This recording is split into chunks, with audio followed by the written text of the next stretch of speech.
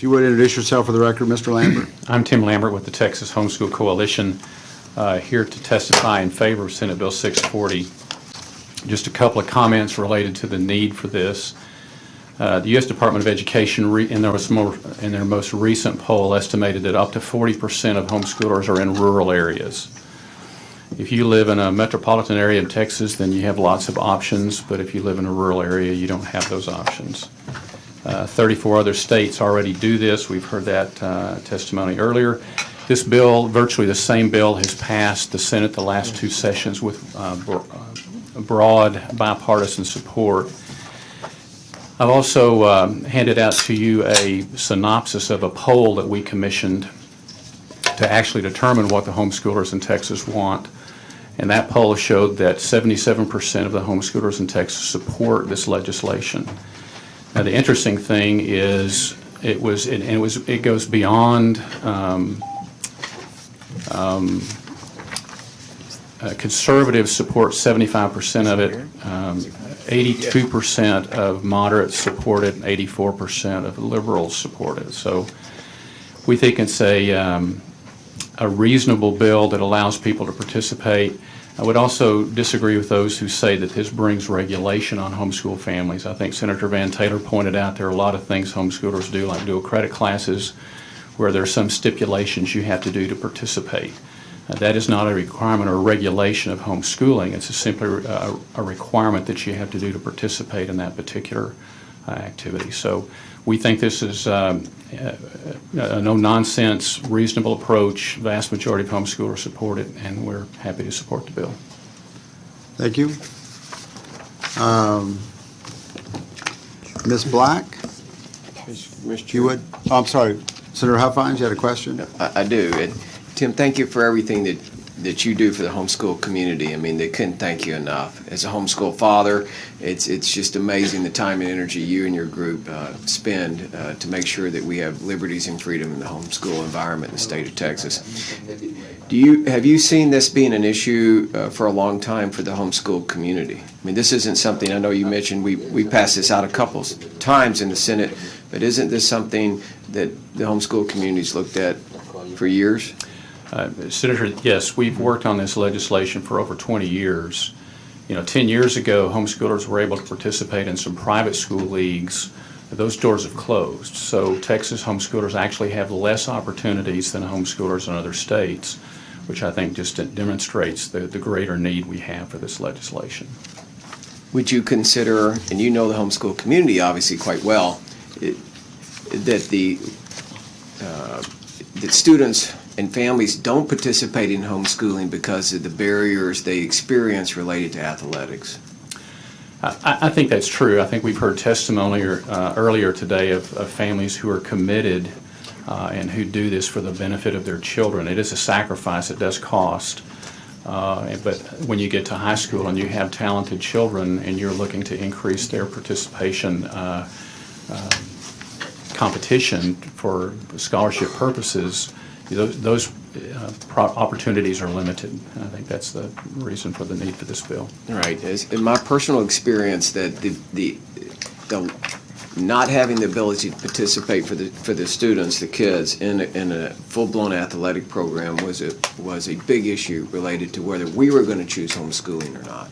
And I think that's the same with a lot of families. So I look at this legislation as an opportunity to increase our homeschool community. I think a lot of folks now will be coming into the homeschool community and choosing to homeschool if this legislation gets to law. I agree. Thank you, Mr. Chairman. Sir Betancourt.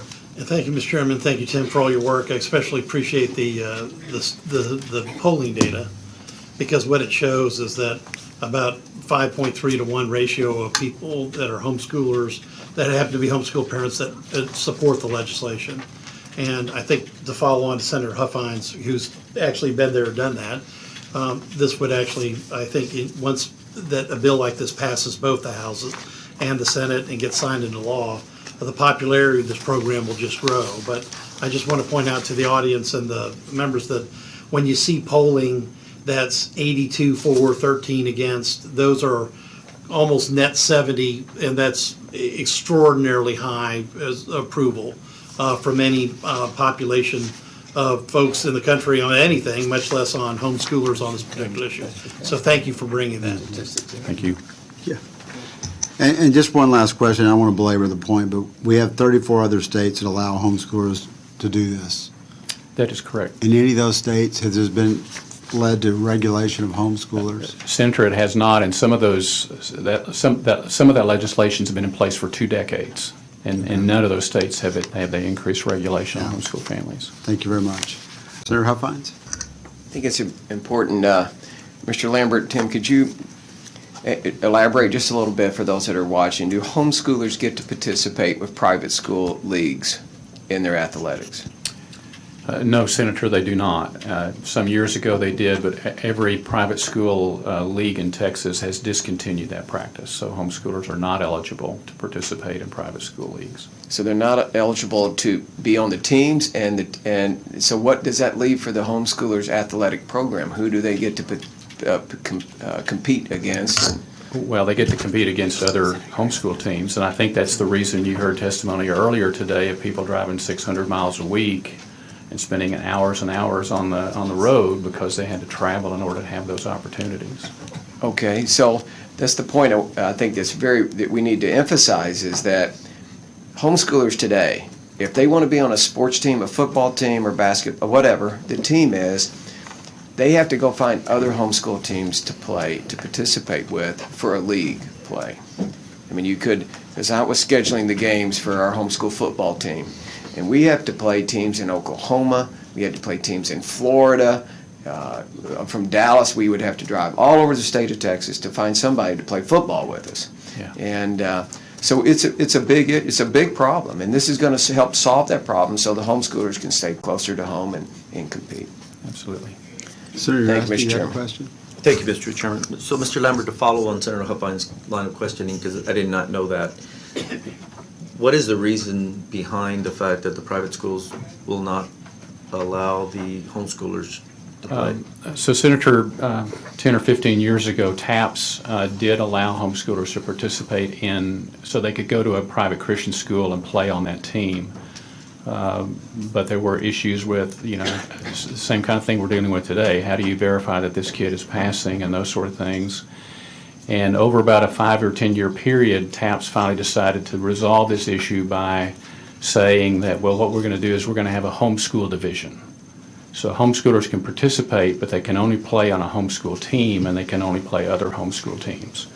So essentially what happened is those entities said that's a kind of a finesseful way of saying we're not going to let you participate.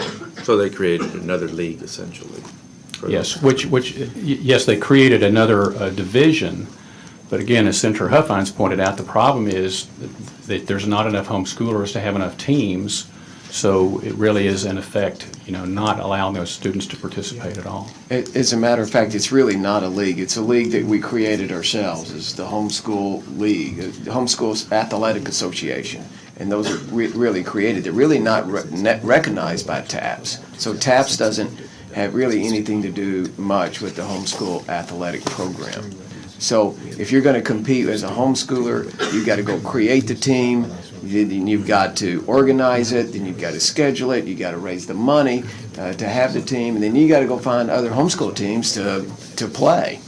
So we're not allowed, homeschoolers are not allowed to compete in the TAPS league or any private school league or any public school league. They're totally excluded from any athletics. Thank you, sir. Thank you, panel. Appreciate y'all being here.